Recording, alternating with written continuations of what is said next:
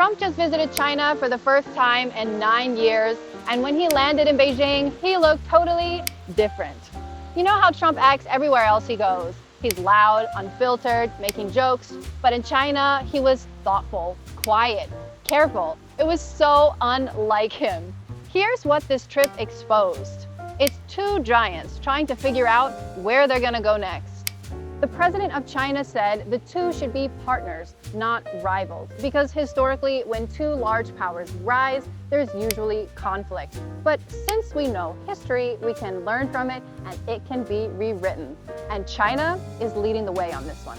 While the West still sees China as a threat, as the dragon to slay, China is extending a hand. And that's the perfect metaphor, isn't it? In the West, dragons are dangerous, something to be destroyed. But in China, dragons represent power, wisdom, and good fortune. It's the same creature, but with two totally different meanings. When I first met my husband and I would talk about dragons, he didn't like that I used the word dragon. He insisted that I use the word long, which is the Chinese word for dragon, because dragon does have a bad connotation. The two talked for over 2 hours. So what did they talk about?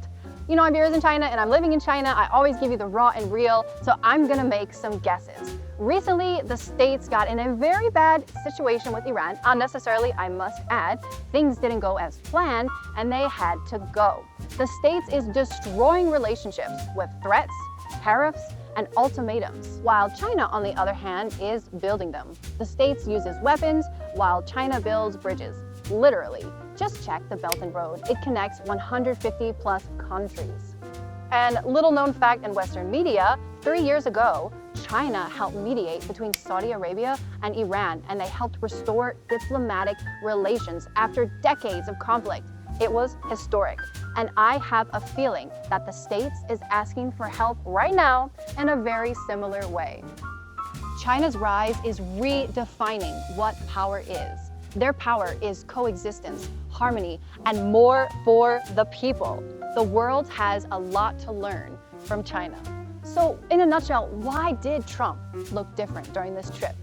It's because when the eagle walked into the room, he finally saw what is truly there, and that's the Chinese long